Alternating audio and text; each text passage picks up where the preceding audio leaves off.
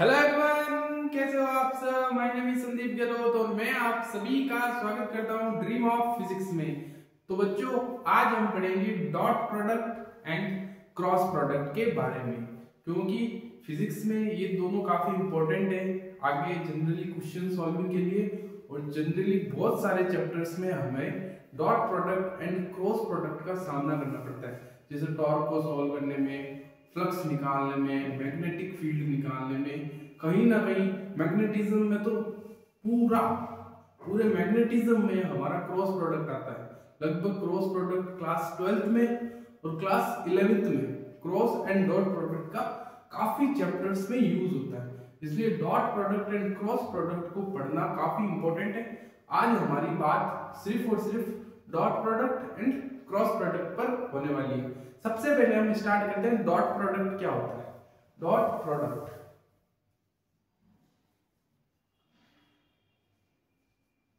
इसको हम scalar product भी कहते हैं।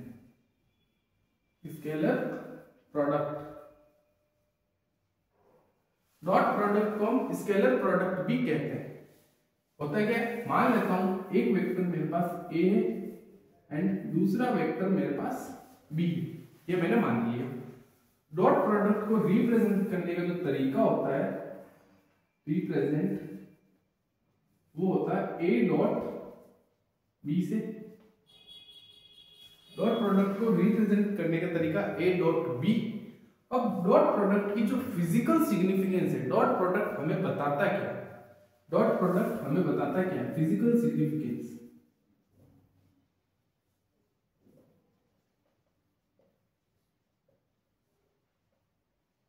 फिजिकल सिग्निफिकेंस डॉट प्रोडक्ट की क्या है, बेसिकली ये बताता है शेडो या प्रोजेक्शन,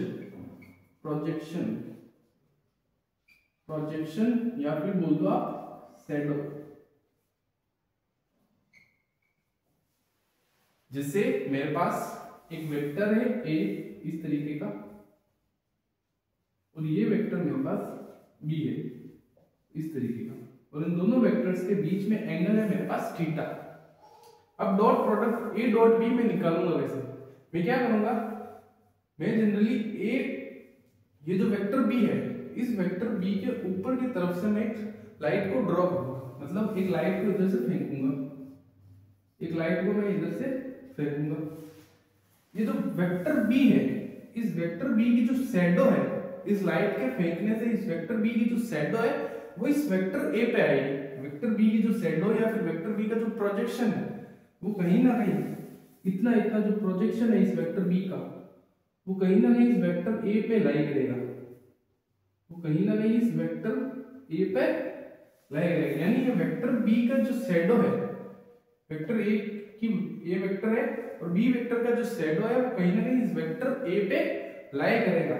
और बेसिकली ए डॉट बी निकालने की जो डेफिनेशन रूल क्या है, डेफिनेशन ए डॉट बी हम निकालते कैसे, वो होता है magnitude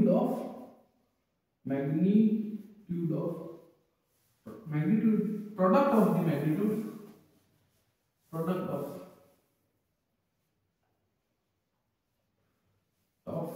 magnitude of product of magnitude of projection of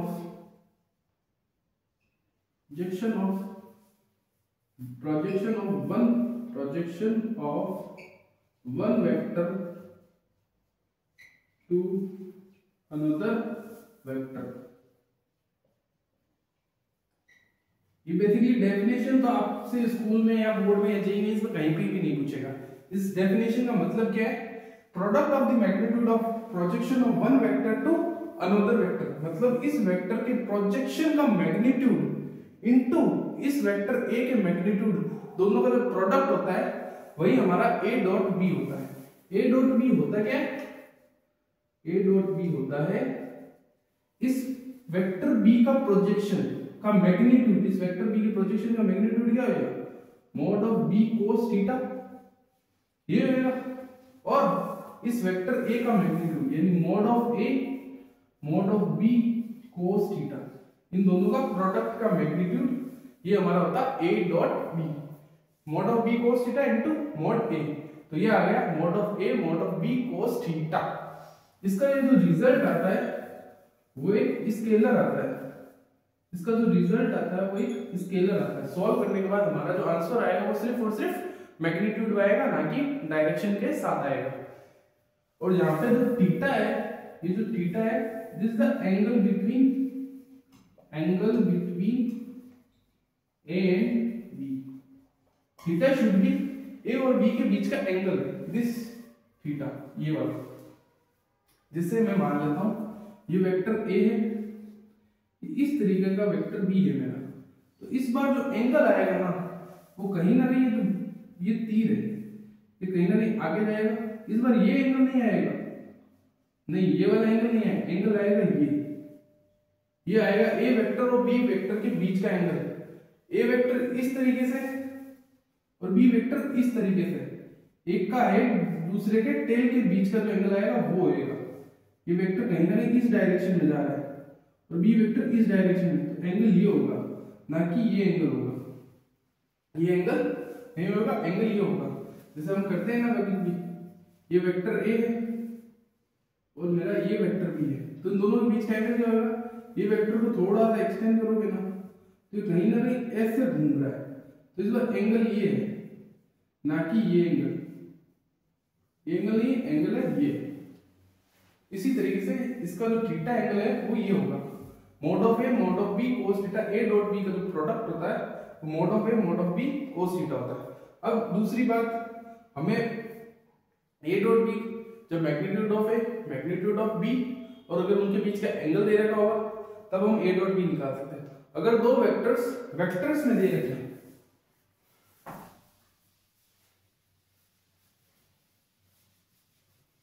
जैसे टू वेक्टर, जैसे A vector and B vector. A vector मुझे दे रखा है a1 i cap plus a2 j cap plus a3 k cap, और वेक्टर बी मुझे दे रखा है a2 i कैप प्लस नहीं b1 i cap b2 j cap plus b3 k cap.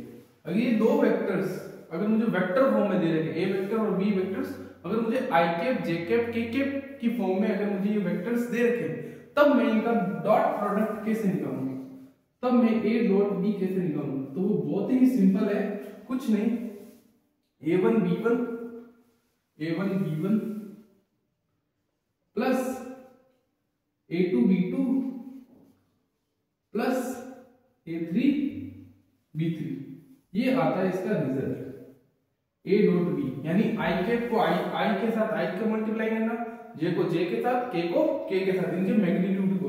For example मुझे ये 3 आई कैप प्लस 2 जे cap plus 5 के cap दे रखा है, और b1 दे रखा है मुझे 2 आई कैप प्लस 3 जे कैप प्लस 4 के कैप।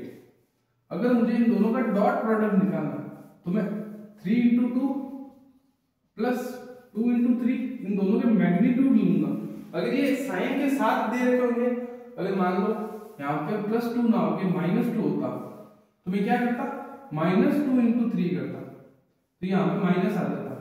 लेकिन अगर ये प्लस है तो +2 इंटू 3 होगा, और ये +5 इंटू 4 20, तो ये आ जाता मेरा ए डॉट बी का रिजल्ट, जो कि एक स्केलर में आता है, जो कि किस में आता है, एक स्केलर में आता है। अगर ये माइनस होएगा तो मैं माइनस के साथ आंसर लिखूंगा। तो ए डॉट बी निकालना बहुत ही सिंपल है। लेकिन अगर आप बोल सकते हो सर ये रिजल्ट डायरेक्ट कैसे किया आपने, a1 b1 a2 b2 और a3 b3, ये रिजल्ट कहां से कैसे आता है? ये कुछ नहीं, इसको इस पूरे से एक बार मल्टीप्लाई करना पड़ेगा, फिर इसको इस पूरे के साथ मल्टीप्लाई, फिर इसको इस पूरे के साथ मल्टीप्लाई, फिर वापस इसको उठाना पड़ेगा, अब इसके साथ मल्टीप्लाई करना। ये थोड़ा मेथड लेंथी पड़ जाता। उसके बाद क्या होता, हमने पढ़ा है कोई भी दो वेक्टर्स, वो हम आगे बढ़ते हैं, ये आपको समझ में आ गया। ए डॉट बी क्या होता है, a1 b1 basically I cap और आई कैप के जो मैग्नीट्यूड है इन दोनों का मल्टीप्लिकेशन, जे कैप और जे कैप के मैग्नीट्यूड का मल्टीप्लिकेशन, के कैप और के कैप के मैग्नीट्यूड का मल्टीप्लिकेशन। अगर यहाँ माइनस माइनस होगा तो -1 मान लेता हूँ, यहाँ पर भी माइनस दे देगा और यहाँ पर भी माइनस, तो कुछ नहीं, आपको -a3 इंटू -b3 करना होगा।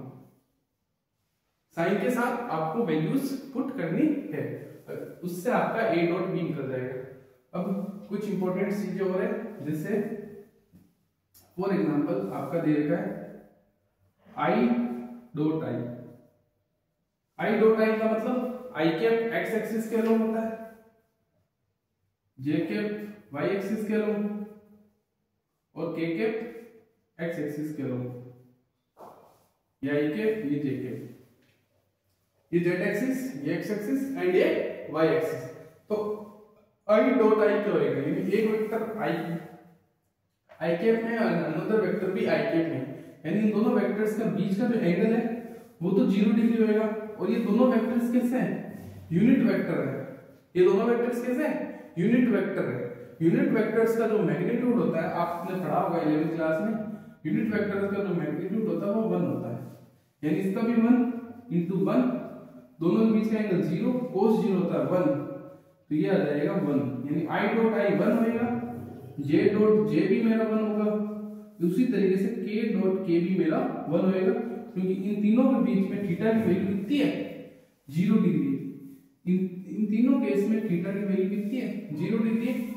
i डॉट j, अब ये कितना है, i डॉट j, इनके बीच का एंगल कितना डिग्री है, 90 डिग्री। i डॉट j के बीच का एंगल कितना डिग्री है, 90 डिग्री। अगर 90 डिग्री एंगल है तो cos 90 मेरा 0 होता है, मैग्नीट्यूड वाइज 1 होता है क्योंकि एक यूनिट वेक्टर है, तो 1 इंटू 1 इंटू 0, तो आंसर आ जाएगा 0। तो i डॉट k भी मेरा 0 होएगा और j डॉट k भी मेरा 0 होगा। तो ये आपने देखा होगा कि किस तरीके से डॉट प्रोडक्ट का जो फिजिकल सिग्निफिकेशन है वो तो एक सेट होता है, और i dot i, j dot j, k dot k 1 and बाकी सारे एक दूसरे के परपेंडिकुलर होते हैं, तो cos उस केस में 90 डिग्री होता है, तो ये वैल्यू 0 आ जाती है मेरी। अब कभी कभी क्वेश्चन में ये भी दे रखा होगा कि दो वेक्टर्स आपस में परपेंडिकुलर होते हैं, दो वेक्टर्स जब भी एक दूसरे के परपेंडिकुलर होते हैं तब उनका जो a डॉट b, यानी उन दोनों का जो डॉट प्रोडक्ट होता है वो 0 के बराबर होता है। फॉर एग्जांपल आपने जे में आपने क्वेश्चन देखा होगा, वो क्वेश्चन क्या देखा होगा कि जैसे मेरे पास एक वेक्टर a है 3i cap plus 2j cap plus 4k cap, और एक वेक्टर b है मेरे पास i cap minus 2j cap minus alpha k cap. What is the value of alpha? What is the value of alpha? The value of alpha, so that both vector should be perpendicular.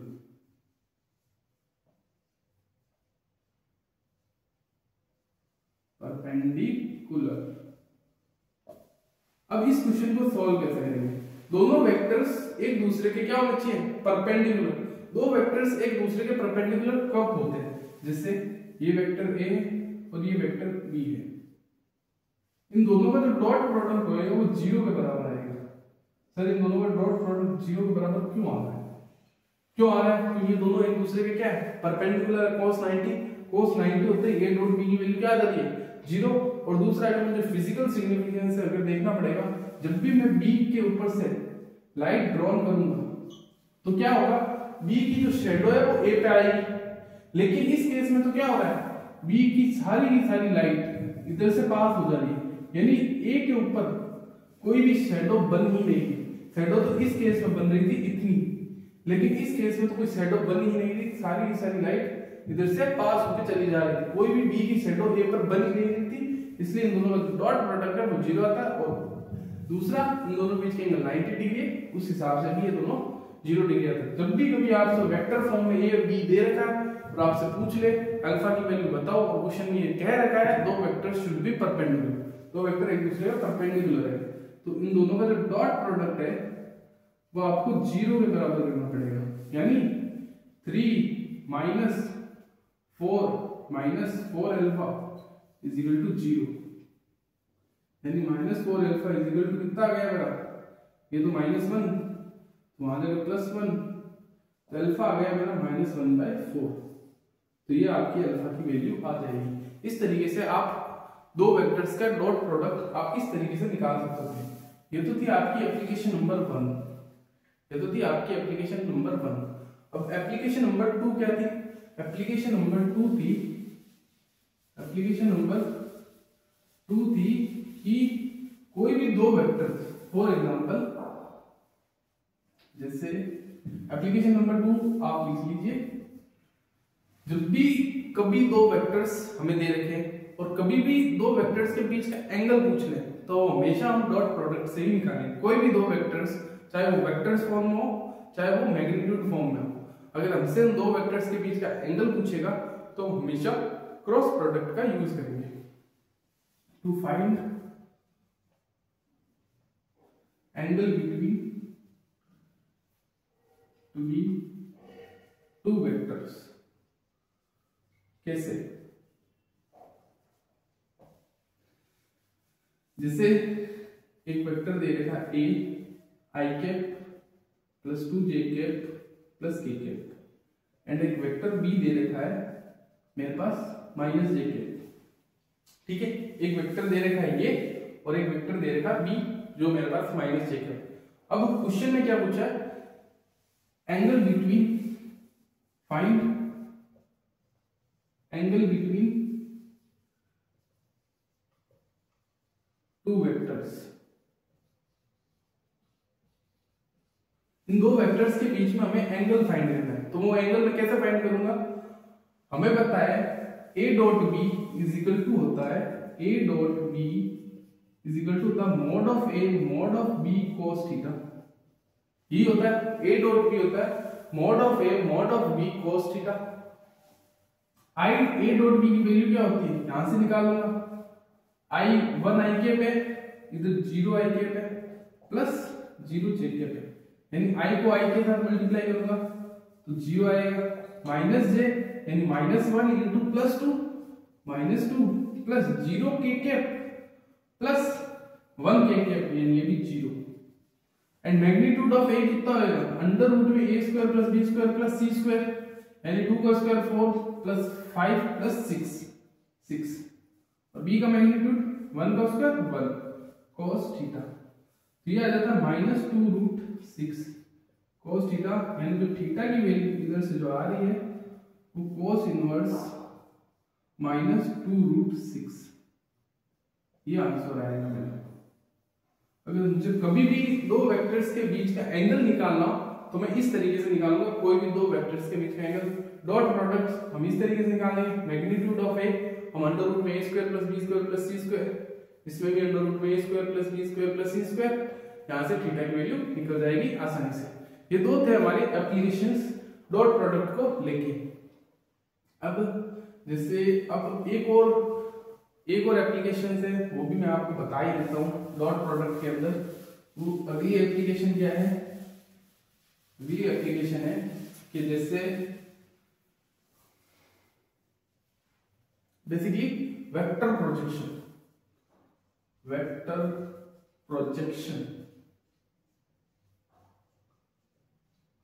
ये next application है vector projection. अब ये vector projection क्या है? तीसरी application. पहली application a dot b, दो vectors कैसे आपस में परपेंडिकुलर, जो दोनों का डॉट प्रोडक्ट 0। दूसरी थी हमारी वो अभी जो आपको बताई थी। अब तीसरी है वेक्टर प्रोजेक्शन। अब वेक्टर प्रोजेक्शन क्या होती है? वेक्टर प्रोजेक्शन होती है जैसे ये मेरे पास एक वेक्टर a है, ओके, ये मेरे पास वेक्टर है एंड अनदर वेक्टर मेरे पास b है। यहां से मैं लाइट को ड्रॉन करूंगा इसी तरीके से, इन दोनों के बीच का एंगल ये मेरे पास थीटा है। अब कहीं ना कहीं इसकी जो प्रोजेक्शन है वो इस पे आएगी, ये मैंने आपको बताया था। इस b वेक्टर की जो प्रोजेक्शन है वो इस वेक्टर a पे आएगी। तो हमसे क्वेश्चन पूछा वेक्टर प्रोजेक्शन निकालना है। वेक्टर प्रोजेक्शन इसका मतलब इस वेक्टर b है ना, इसकी प्रोजेक्शन कहीं ना कहीं इस वेक्टर a पे आएगी, कुछ ना कुछ ये बनेगा। इतनी इतनी कहीं ना कहीं क्या बनेगी, एक शेडो बनेगी इतने इतने एरिया में। तो कहीं ना कहीं अब इसका ये जो शेडो बनी है ना, इसका हमें वेक्टर निकालना है। पिछली बार तो हमने वेक्टर नहीं सिर्फ ए डॉट बी निकाला था, तब हमने magnitude of B cos theta. अब इसका मुझे वेक्टर प्रोजेक्शन निकालना है, यानी ये जो बी वेक्टर है इसकी वजह से जो शेडो बनी है, यानी जो प्रोजेक्शन बनी है उसका वेक्टर निकालना। मान लेता हूं ये कोई वेक्टर सी है, यानी ये जो वेक्टर सी होगा इसका अपना एक मैग्नीट्यूड होगा और अपनी एक डायरेक्शन होगी। इस वेक्टर बी के प्रोजेक्शन ये है, इस वेक्टर बी का प्रोजेक्शन, इसी का हमें वेक्टर निकालना है प्रोजेक्शन में। यानी मान लेता हूं ये कोई वेक्टर सी है जिसका मैग्नीट्यूड और जिसकी डायरेक्शन है, और इस वेक्टर सी के जो मैग्नीट्यूड होगा वो कहीं ना कहीं mod of B cos theta होगा। यानी ये जो इसकी प्रोजेक्शन होगी, यानी वेक्टर सी का जो मैग्नीट्यूड होगा वो कहीं ना कहीं mod of B cos theta ही होगा, ये होगा। और इस वेक्टर सी की जो डायरेक्शन होगी, जो डायरेक्शन ए वेक्टर की है, जो डायरेक्शन ए वेक्टर की है वही डायरेक्शन इस वेक्टर सी की है, यानी डायरेक्शन क्या होगी इस वेक्टर ए की। तो क्या होगा, अब अगर मैं मैग्नीट्यूड वाइज मॉड ऑफ ए और मॉड ऑफ बी से ऊपर नीचे डिवाइड कर दूं, जैसे mod of A mod of B cos theta A के divided by mod of A. Okay, अब ये क्या होगा, magnitude of A magnitude of B cos theta, ये तो basic is nothing but A dot B into A के divided by magnitude of A. ये आ जाता है वेक्टर प्रोजेक्शन। ये क्या है, vector projection of B along A. Vector projection of B मतलब बी का मैंने वेक्टर प्रोजेक्शन किया है, किसके अलोंग, ए के अलोंग किया। बी की शैडो ली है, बी की शैडो ली है किसके अलोंग, ए के अलोंग, या फिर बी की प्रोजेक्शन ली है, इस बी की प्रोजेक्शन ली है किसके अलोंग, ए के अलोंग। यानी इसका जो वेक्टर प्रोजेक्शन आएगा, यानी मैग्नेट जो सी वेक्टर आएगा नया वाला, वो ये आएगा। फॉर एग्जांपल, जैसे अब आपसे क्वेश्चन में ये पूछ रहे, मान लो मुझे वेक्टर इस vector projection of A along B, यानी इस बार मुझे ये जो वेक्टर ए है इसकी शैडो बनानी है बी पर। तो मैं कैसे बनाऊंगा, तो कहीं ना कहीं मैं इस तरीके से ये जो ये वेक्टर बी है मेरा, इस बार वेक्टर सी में वेक्टर ए इस तरीके से ले लेता हूं। इसकी जो प्रोजेक्शन आएगी वो कहीं ना कहीं इतने इतने एरिया पर आएगी, ये इसकी प्रोजेक्शन होगी इस वेक्टर ए की इस वाले पर, ये प्रोजेक्शन होगी कहीं ना कहीं mod of A cos theta, ये इसकी प्रोजेक्शन हो जाएगी। तो अब इसी तरीके से अगर आपसे ये तो था मेरा क्या था, vector projection of B along A, उसका रिजल्ट आया आपका ये।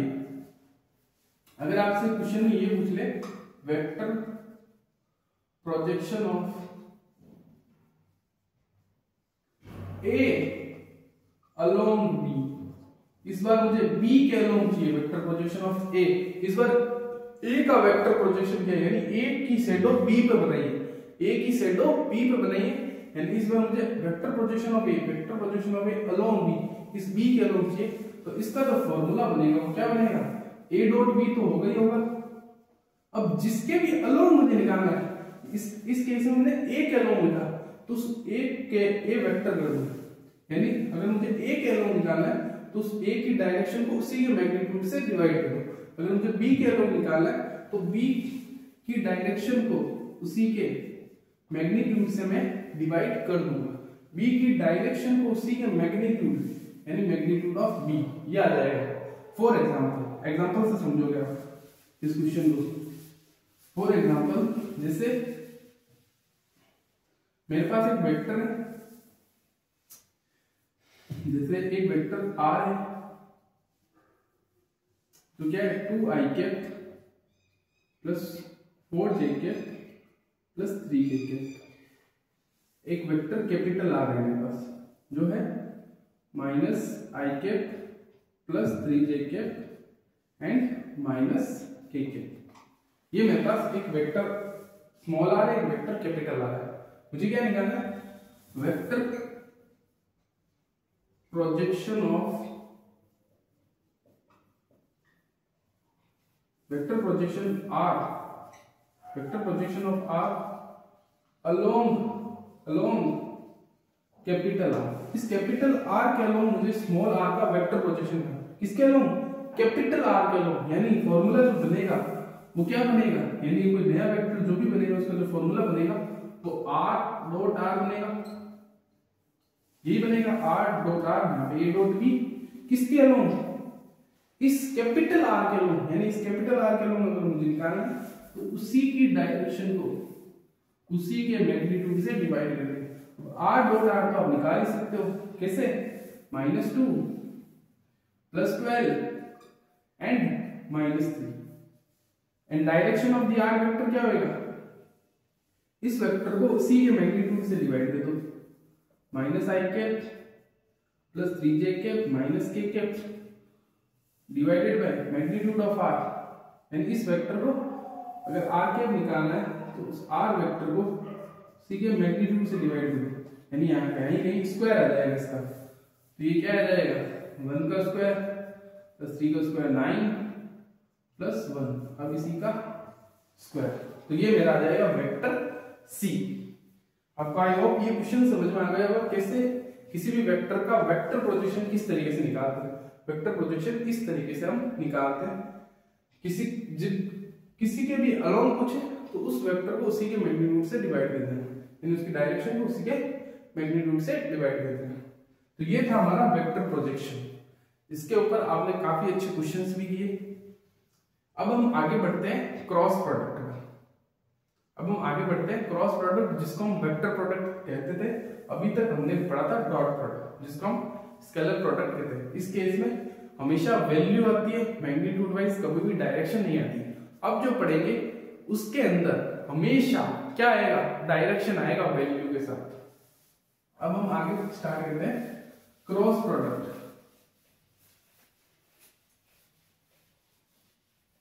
क्रॉस प्रोडक्ट क्या होता है? जैसे अब बात करते हैं वेक्टर प्रोडक्ट या क्रॉस प्रोडक्ट। क्रॉस प्रोडक्ट जिसको हम वेक्टर प्रोडक्ट भी कहते थे। ये थोड़ा सा लेंथी हो सकता है। जैसे रिप्रेजेंट करने का जो तरीका होता है वो होता है ए क्रॉस बी। इसको किस तरीके से रिप्रेजेंट किया जाता है? ए क्रॉस बी से रिप्रेजेंट करा जाता है। एंड इसकी जो वैल्यू निकाली जाती है, यानी जो इसका जो हम कहते थे ना, जैसे इसका जो पब्लिकेशन है वो क्या होगा? वो होगा area of parallelogram.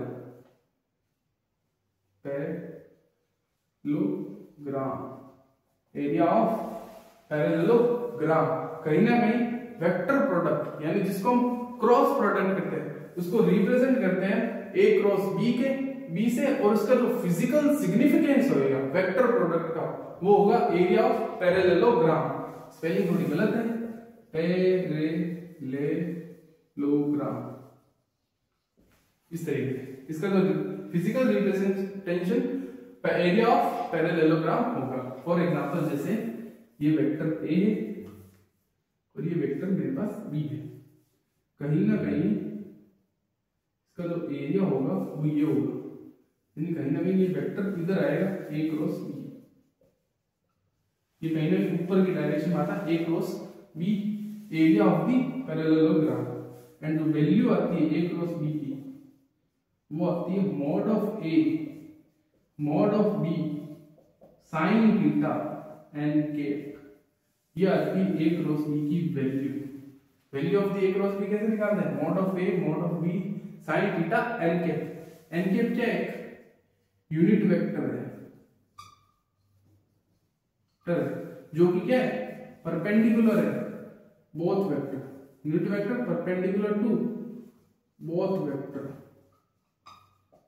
Vector a and b। मतलब ये जो वेक्टर ए है और एक वेक्टर बी है, जो नया वेक्टर आएगा ए क्रॉस बी, जैसे ये वेक्टर, एक वेक्टर ए है, एक वेक्टर बी है, जो नया वेक्टर आएगा वो कहीं ना कहीं इन दोनों वेक्टर्स के क्या होएगा, परपेंडिकुलर होएगा। दोनों वेक्टर्स के क्या होएगा, परपेंडिकुलर होगा। एन कैप क्या बताता है, एक यूनिट वेक्टर एन कैप जो कि क्या है, दोनों वेक्टर्स के परपेंडिकुलर ए वेक्टर और बी वेक्टर, ये भी 90 डिग्री होगा और ये भी 90 डिग्री होंगे आपस में। और यहां से तो आपको लग नहीं रहा, लेकिन होएगा ये दोनों के परपेंडिकुलर। ए क्रॉस बी हमें बताता है ये नया वेक्टर बनेगा इन दोनों वेक्टर्स की वजह से, वो इन दोनों वेक्टर से क्या होएगा, परपेंडिकुलर होगा। अब आगे बात करते हैं ए क्रॉस बी हमने देख लिया, वैल्यू कैसे आती है, mod of A mod of B sin theta n cap. अब बात करते हैं ए क्रॉस बी, अगर एक वेक्टर क्वांटिटी यानी इसके पास डायरेक्शन है ए क्रॉस बी, जैसे ए क्रॉस बी हम निकालते कैसे हैं, ए क्रॉस बी हम निकालते हैं राइट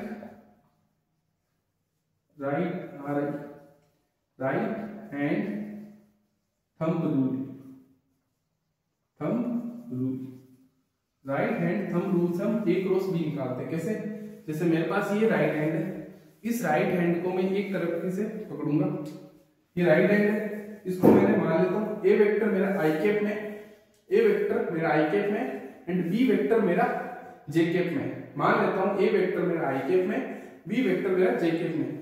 तो मैं आई वेक्टर की डायरेक्शन में हाथ रखूंगा अपना, आई वेक्टर, अगर मुझे आई क्रॉस जे पूछा है, फॉर एग्जांपल मुझे अगर आई क्रॉस जे पूछा है, यानी ए वेक्टर मेरा आई कैप की डायरेक्शन में एंड बी वेक्टर मेरा जे कैप की डायरेक्शन, अगर मुझे आई क्रॉस जे पूछा तो मैं कैसे निकालूंगा, आई की डायरेक्शन में हाथ रखूंगा इस तरीके से, और जो पाम है मेरा, ये जो थंब है, ये जो पाम है, उसको मैं किसकी डायरेक्शन में रोटेट करूंगा, इस पाम को मैं उसको वाई एक्सिस की डायरेक्शन में रोटेट करूंगा, यानी जे की डायरेक्शन। आई इधर है, जे मेरा ऊपर की तरफ है, जो थंब होगा मेरा thumb, this will be direction of A cross B, ये मेरा ए क्रॉस बी की डायरेक्शन बताएगा। यानी जो आई क्रॉस जे की जो डायरेक्शन होगी वो क्या होगी, के यानी बाहर की डायरेक्शन होगी। आई क्रॉस जे की जो डायरेक्शन होगी वो मेरी क्या होगी, के होगी। फॉर एग्जांपल मुझे अगर आई cap cross minus J cap निकालना है तो इसकी डायरेक्शन क्या होगी, बेसिकली वैल्यू तो आप mod of I mod of J और साइन थीटा से निकालोगे, लेकिन डायरेक्शन कैसे निकालोगे, जो डायरेक्शन क्या यूनिट वेक्टर है, डायरेक्शन कैसे निकालोगे, आई cap cross minus J cap, I cap की डायरेक्शन किसी भी तरीके से हाथ रख लेना, माइनस जे कैप यानी पाम है, इसको नीचे की डायरेक्शन, माइनस जे कैप नीचे की तरफ होगा, तो नीचे की तरफ अगर उसको मैं पाम को घुमाऊंगा तो मेरा जो के कैप आएगा वो अंदर की डायरेक्शन में आएगा, यानी जो मेरा आएगा इसका जो रिजल्ट आएगा, यानी वेक्टर के फॉर्म में जो रिजल्ट आएगा वो आएगा मेरा माइनस के कैप, ये मेरा आंसर आएगा। अगर मुझसे क्वेश्चन में पूछ ले minus J cap cross minus आई cap, minus J cap cross minus आई कैप क्या होगा, माइनस जे कैप नीचे की डायरेक्शन में, तो नीचे की डायरेक्शन में अपना हाथ रख लेता हूं इस तरीके से, and minus I cap minus J cap नीचे की direction and minus I cap मतलब ये पाम है मेरा आई कैप की डायरेक्शन, माइनस आई कैप की डायरेक्शन में घूमना चाहिए, ये जो पाम है मेरा माइनस आई कैप की डायरेक्शन में घूमना चाहिए, और जो थंब है वो अभी भी मेरा अंदर की तरफ आ रहा है, यानी माइनस के कैप आएगा इसका भी आंसर। नीचे की डायरेक्शन में माइनस आई कैप, यानी माइनस आई कैप इधर की डायरेक्शन में, तो पाम किसकी तरफ रोटेट होना चाहिए, माइनस आई कैप डायरेक्शन में, तो मेरा जो आंसर आएगा वो माइनस के कैप आएगा। फॉर एग्जांपल के कैप क्रॉस जे कैप क्या होगा, के कैप बाहर की डायरेक्शन में, सामने की तरफ आपको कैमरे में दिख रहा होगा, और जो जे कैप है वो मेरा ऊपर की डायरेक्शन, यानी इस बार जो पाम है मेरा ऊपर की डायरेक्शन में रोटेट होगा, और थंब मेरा किस डायरेक्शन में जा रहा है, माइनस की डायरेक्शन में, थंब मेरा माइनस आई कैप की डायरेक्शन, इस पर आंसर आ जाएगा माइनस आई कैप। और दूसरी चीज एक और है, एक और लेते हैं एग्जांपल, जैसे आई कैप क्रॉस माइनस के कैप, ये क्या होगा, आई कैप क्रॉस माइनस, आई कैप इस डायरेक्शन में, आई कैप इस डायरेक्शन में, और माइनस के कैप अंदर की डायरेक्शन में, तो आई क्रॉस के ऊपर की डायरेक्शन में है, यानी ये आ जाता है मेरा जे कैप। तो इस तरीके से आप डायरेक्शन निकाल सकते हो किन्हीं भी दो वेक्टर्स की। डायरेक्शन निकालना सीख गए। अगर आपको magnitude of A, magnitude of B दोनों के बीच का एंगल दे रखा है तो आप डायरेक्शन ए क्रॉस बी करके निकाल सकते हो। अगर आपको क्वेश्चन में दो वेक्टर्स अगर आई cap, J cap and K cap की फॉर्म में दे रखे हैं, तब हम उन दोनों वेक्टर्स को कैसे सॉल्व करेंगे। जैसे एक वेक्टर ए दे रखा है आई कैप प्लस 2 जे कैप प्लस 3 के कैप, ये दे रखा है। एंड एक वेक्टर बी दे रखा है मेरा 2 आई कैप प्लस 3 जे कैप प्लस 4 के कैप, यही दे रखा है। अब मुझे क्या निकालना है, इन दोनों वेक्टर का क्रॉस प्रोडक्ट। तो दो फॉर्मूला होते हैं, एक तो होता है ये mod of A mod of B sine theta N के। मैग्नीट्यूड ऑफ ए तो हम यहां से निकालेंगे, मैग्नीट्यूड ऑफ बी तो हम यहां से निकालेंगे, लेकिन एंगल तो हमें दे ही नहीं रखा। तो कहीं ना कहीं ये फॉर्मूला इस बार तो अवेलेबल नहीं। तो हम ए वेक्टर क्रॉस बी वेक्टर को कैसे फाइंड करें। तब नेक्स्ट मेथड आता है, अगर दो वेक्टर्स हमें आई कैप, जे कैप और के कैप की फॉर्म में दे रखे हैं, तो इनको सॉल्व करने का जो तरीका होता है वो होता है डिटरमिनेंट मेथड।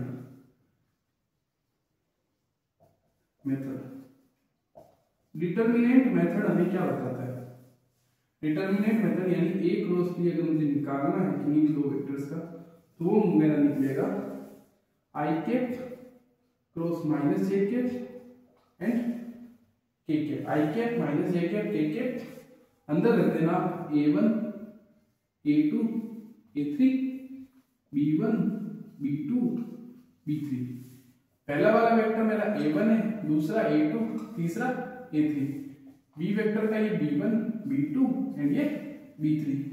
अगर मुझे आई ए क्रॉस बी निकालना है तो मैं क्या करूंगा, सबसे पहले पहली रो पहला कॉलम को कट करूंगा। जो इंटरसेक्शन मेरा कहाँ है आई कैप में, तो आई कैप को लिखूंगा। जो बचा हुआ पार्ट है उसको मैं किस तरीके से लिखूंगा, a2 b3 minus b2 a3, इस बार माइनस जे कैप। आप आई cap minus J cap K cap ही यूज करना, सिर्फ आई कैप जे कैप के कैप मत यूज करना। अगर आप ये करते हो तब भी आपको माइनस जे देना पड़ेगा, इसलिए मैंने ऑलरेडी माइनस जे ले लिया, तो माइनस जे। अब सेकंड कॉलम को, फर्स्ट रो सेकंड कॉलम को जो मैं कट करूंगा, इंटरसेक्शन लूंगा, तो ये मेरा इंटरसेक्शन पॉइंट आएगा। और बचेगा कौन सा एरिया, ये वाला और ये वाला, यानी a1 b3 minus a3 b1 और प्लस के कैप में जो आंसर आएगा मेरा वो आएगा, ये वाला एरिया कट करूंगा, ये वाला, तो ये वाला जैसे कट करूंगा तो ये वाला दो बच जाएंगे, यानी a1 b2 minus b1 a2। ये आएगा मेरा formula of A cross B. अगर मुझे इस क्वेश्चन को सॉल्व करना है तो मैं कैसे करूंगा, ए क्रॉस बी मुझे निकालना है, तो जो तरीका रहेगा वो आई cap minus J cap K cap रहेगा। 1 2 3 दे रखा है, 2 3 4, मान लेता हूं ये -3 दे रखा है, तो यहां पे मेरा इस बार -3 आ जाएगा। ओके, तो क्या होगा, आई कैप सबसे पहले ये कट करूंगा तो 4 दूनी 8 माइनस 3 इंटू 3, ये आ गया मेरा आई कैप। माइनस जे कैप में क्या आएगा, ये रो कट करूंगा 4 माइनस 6 प्लस के कैप, ये रो कट करूंगा तो -3 माइनस 4। जो मेरा रिजल्ट आएगा इस केस में वो रिजल्ट क्या आएगा, रिजल्ट आएगा ये माइनस प्लस 3 3 जा 9 इंटू 8 72 आई कैप, क्योंकि ये कितना है, रुके ये देखो 8 माइनस 9 माइनस प्लस, तो 8 9 17 है, 17 आई कैप माइनस से 4 में से गया -2 प्लस के कैप -7, ये आ जाएगा 17 आई कैप प्लस 2 जे कैप -7 के कैप। यह आ जाता है मेरा A cross B in the vector form. In the vector form A cross B मेरा कैसा आएगा, वेक्टर्स की फॉर्म आएगा, क्योंकि जो रिजल्ट आएगा वो भी एक वेक्टर आएगा और A और B भी एक वेक्टर है। तो इस तरीके से हम A क्रॉस B निकालते हैं। दो तरीके को अगर मैग्नीट्यूड वाइज दे रखा है और उनके बीच एंगल दे रखा है तो A क्रॉस B का ये फॉर्मूला यूज कर सकते हो आप। अगर डिटरमिनेंट तरीके से अगर दो वेक्टर्स अगर आपके वेक्टर फॉर्म में दे रखे हैं, यानी आई कैप जे कैप के कैप की फॉर्म में दे रखे हैं, तो आप डिटरमिनेंट मेथड से यूज करके आप A क्रॉस B निकाल सकते हो, वो भी आपका आई कैप जे कैप और के कैप की फॉर्म में ही आने वाला है। तो दोस्तों आज की क्लास हमारी यहीं तक थी। आज की क्लास हमारी यहीं तक थी। मैंने आपको dot product and vector product को अच्छे से एंड डिटेल में समझा दिया है। अब कल की क्लास में हम आगे इसके ऊपर क्वेश्चंस देखेंगे। तो थैंक यू सो मच। आपको आई होप ये वीडियो अच्छा लगा होगा। अगर ये वीडियो आपको अच्छा लगा तो आप लाइक, कमेंट एंड शेयर इस वीडियो को जरूर करना। Thank you so much.